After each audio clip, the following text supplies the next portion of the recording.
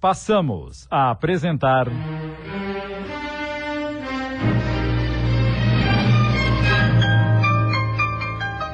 A Caminho da Redenção. Obra de Eça de Queiroz, psicografada por Wanda Canuti. Adaptação Sidney Carbone.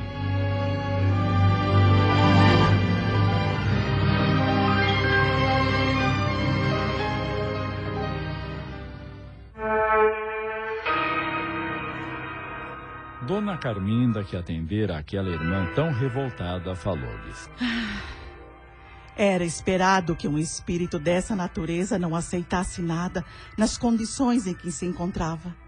Já havia avisado o Sr. Paulo que talvez fossem necessárias novas reuniões.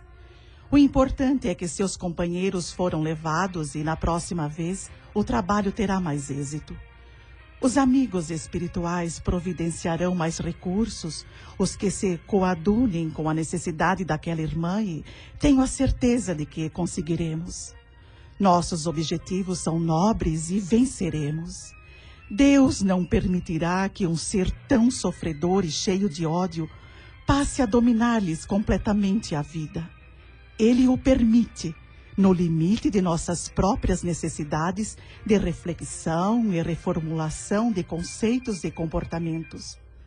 Não fiquem aborrecidos, pois diante de Deus tudo tem o seu lado benéfico, mesmo quando achamos que sofremos. Se ao terminar esse problema fizerem um balanço do que restou para si próprios, não em aquisições passageiras para esta vida, mas as duradouras para a vida futura, verão que muito cresceram diante de Deus. Basta que saibam compreender o momento de aflição, mantendo a união familiar em que todos, irmanados no entendimento e no perdão, possam se ajudar mutuamente. Mais levaremos daqui quando mais soubermos compreender nossos irmãos de caminhada, compreendendo suas deficiências, ajudando-os a se reerguer. Na próxima semana, neste mesmo dia, voltaremos e faremos uma nova reunião. Se Deus nos permitir, teremos sucesso. Do contrário, tornaremos a voltar.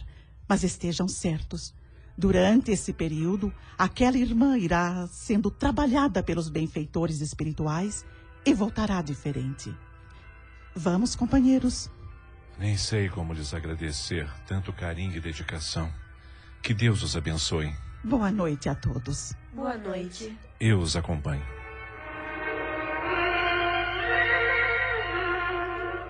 Após acompanhá-los até a porta, Paulo retornou junto de Idalina e Leda sem chamar os filhos, pois esperava por alguma conversa, algum comentário. Contudo, ninguém tinha coragem de pronunciar a primeira palavra, mas após alguns minutos, Leda, querendo ajudar, começou a falar. Vocês ouviram a explicação da Dona Carminda. Ela deve ter sido orientada por algum espírito bom que quer auxiliá-los a recompor a família, a fim de que esqueçam os problemas, superem as decepções e procurem, se não compreender e perdoar, pelo menos começar a se esforçar para isso. Você ouviu, Idalina, que um espírito foi encarregado de impedir que você voltasse para casa? Procure analisar-se agora, querida. Se as atitudes que tomou de recusa e até de alheamento quanto a seus filhos algum dia fez parte do seu pensamento. Todas as mães são extremosas na dedicação aos filhos, mas você é exímia. Para impedir que sofram, você não vacilou em sacrificar-se. No entanto, recuperado seu bem-estar e equilíbrio mental, não quis voltar. O que me diz sobre isso? Acreditou no que ouviu? Muitas vezes eu me perguntava sobre o que falou e não sabia o que acontecia. Acredito plenamente em tudo o que ouvi. Desde a página do Evangelho senti-me tocada. Mas depois, com a fala daquela criatura, irritei-me novamente. E no final, quando aqueles conselhos foram dados, entendi que foram todos para mim. Para você apenas não. Se alguém aqui errou, esse alguém fui eu. E dos meus atos impensados, trouxe tantos problemas para você, para o nosso lar tão abalado. Não peço que me perdoe, como já o pedi tantas vezes. O que fiz não tem perdão. Mas se quiser recomeçar, sabe que a amo. E o que me interessa é você e nossos filhos.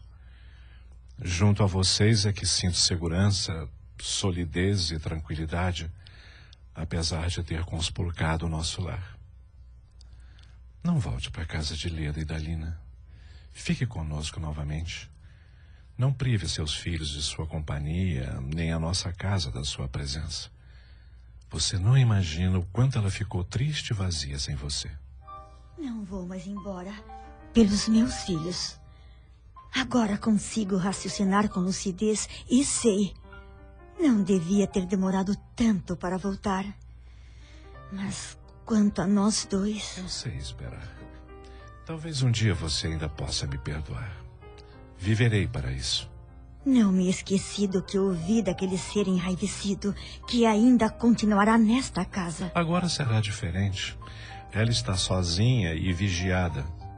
Não nos importunará mais. Veja quanto bem fez o trabalho. Ela também poderá ser ajudada e mudar, deixando de alimentar tanto ódio e tanta ambição. Você não se esqueceu do que ela falou de suas outras filhas? E como esquecer? Essa mágoa carrego comigo. Elas não têm culpa dos nossos erros. São meninas boas e dóceis, muito diferentes da mãe, e dói-me deixá-las tão abandonadas.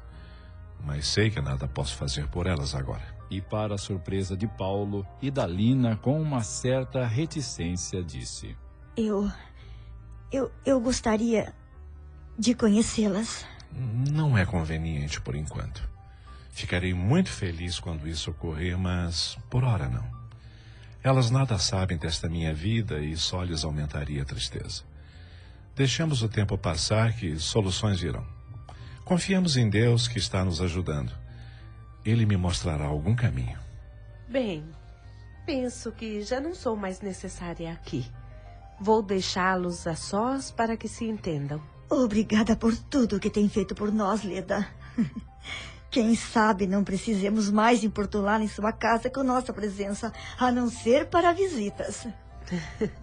Procurem pensar bastante, analisem a situação e não se curve, querida, aos desejos de sugestões menores. Levante a cabeça e continue o seu caminho. Apoie-se em Deus, que Ele a ajudará a vencer esse período difícil. Tenham uma boa noite. Eu a acompanho até o carro. Pouco depois, antes de retornar para junto de Idalina, Paulo se reuniu com os filhos, dizendo-lhes que a mãe permaneceria em casa. Todos exultaram de felicidade, principalmente Dulce, a mais agarrada a Idalina. Agora nossa família será feliz novamente.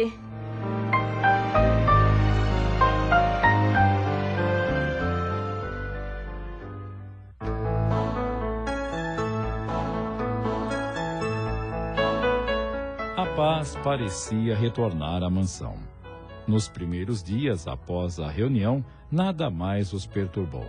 Aquele cordão de luz, colocado ao redor da casa, ainda lá se mantinha.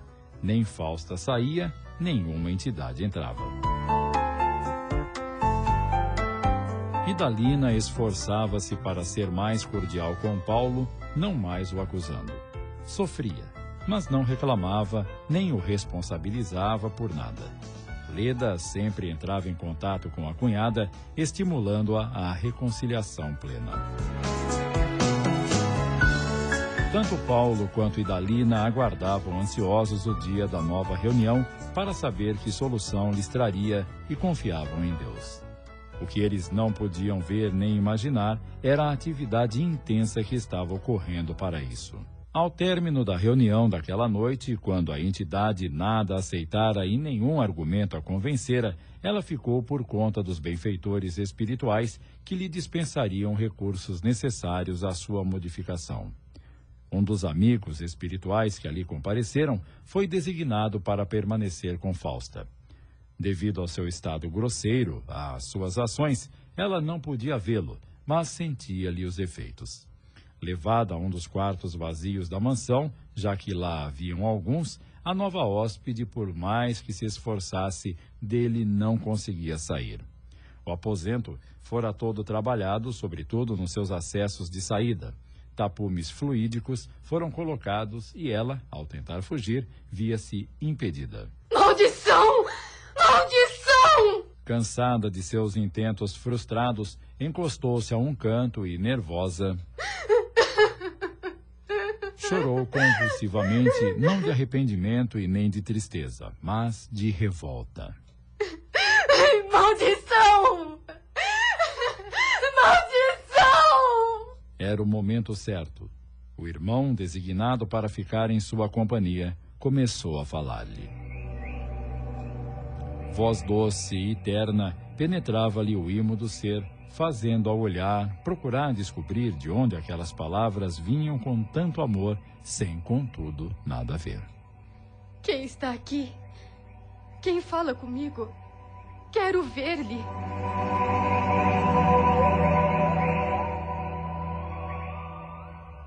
Estamos apresentando A Caminho da Redenção. Voltamos a apresentar A Caminho da Redenção, adaptação de Sidney Carbone.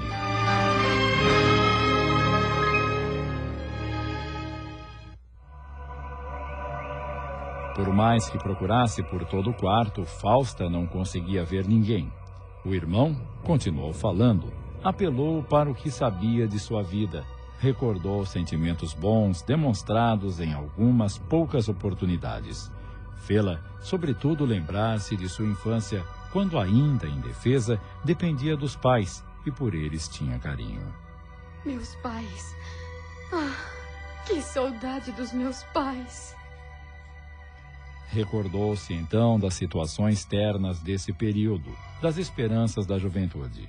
E os dias foram se passando. A cada vez, situação nova era trazida do armazém de suas lembranças e colocadas à tona vivas em seu coração. Ao cabo de alguns dias, sua mente, tão fixa no passado feliz, estava mais tranquila, ao mesmo tempo desligada do ódio e dos problemas atuais. Fizeram-na, propositadamente, isolar a mente das filhas para não se perturbar novamente. E ao chegar o dia da reunião já marcada, uma surpresa muito grande estava reservada.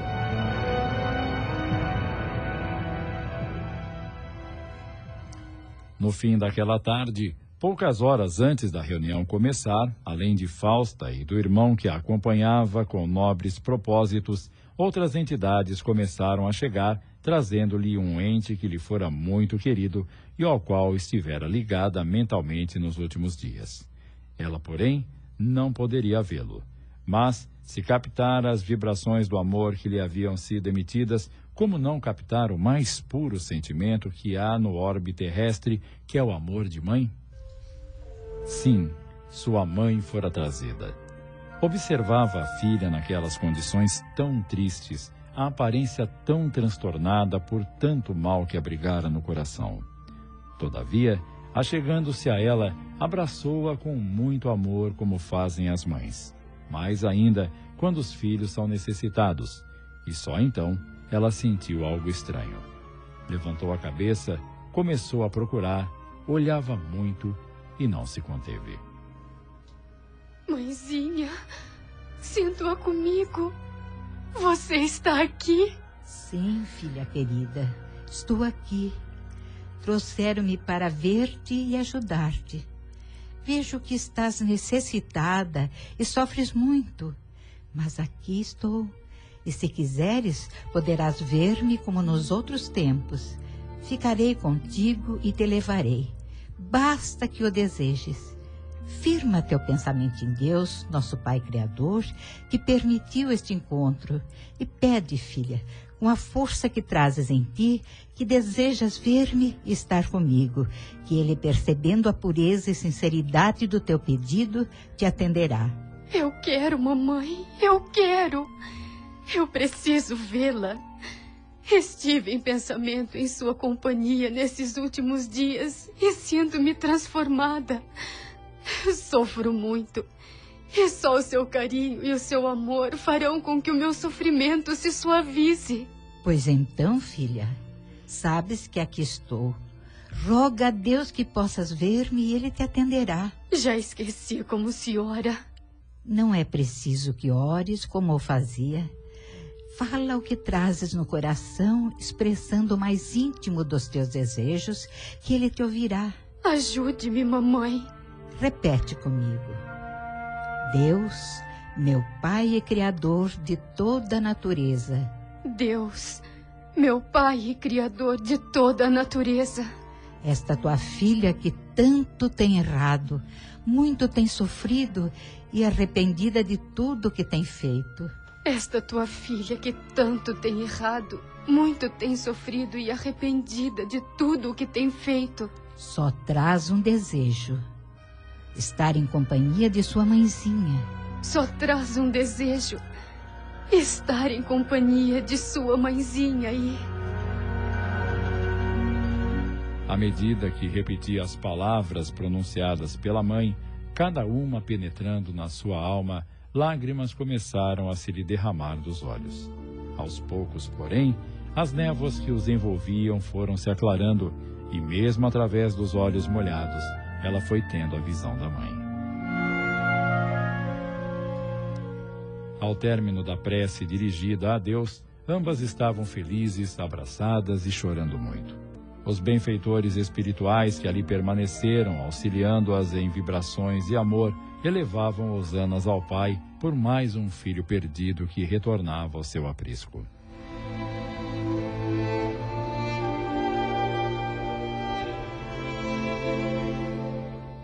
Às 8 da noite em ponto, Dona Carminda e seu grupo iniciaram a reunião daquela noite com a participação de Paulo, Idalina e Leda.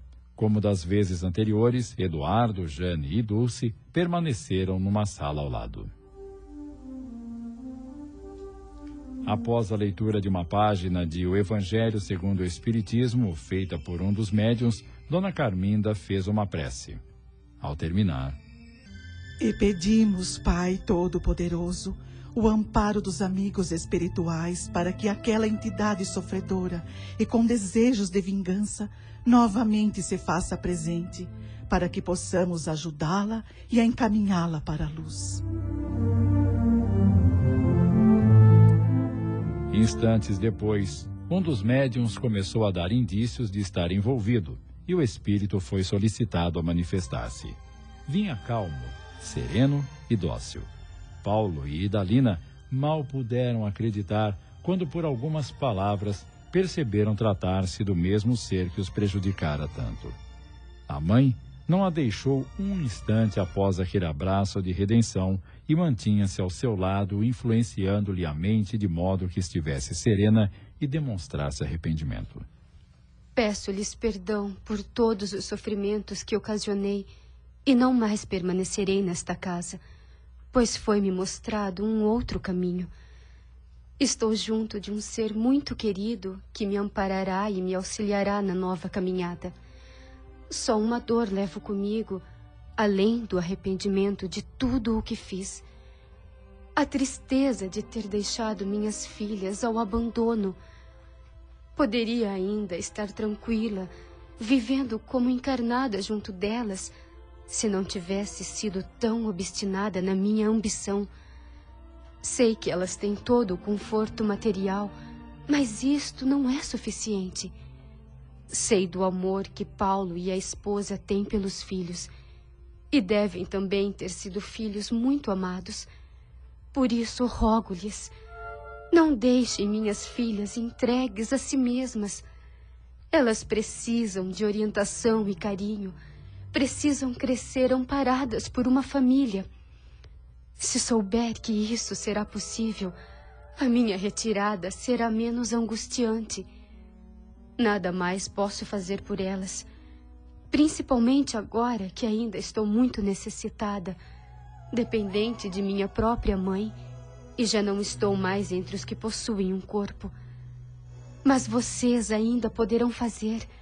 não só em amparo material, mas em orientação, carinho e apoio de uma família bem constituída. É só isso que desejo para seguir em paz. Todos a ouviam emocionados, sem compreender como uma transformação tão grande pôde ser operada em seu ser. Todavia, uma pessoa dentre as presentes, sentindo aquele apelo mais profundo do seu coração, por também ser mãe, não resistiu e começou a falar. Prometo-lhe que as traremos para a convivência com a nossa família.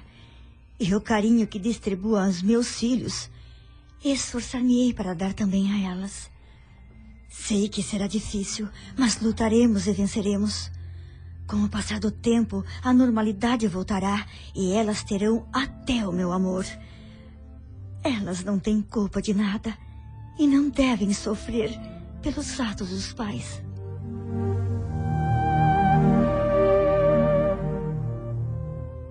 Acabamos de apresentar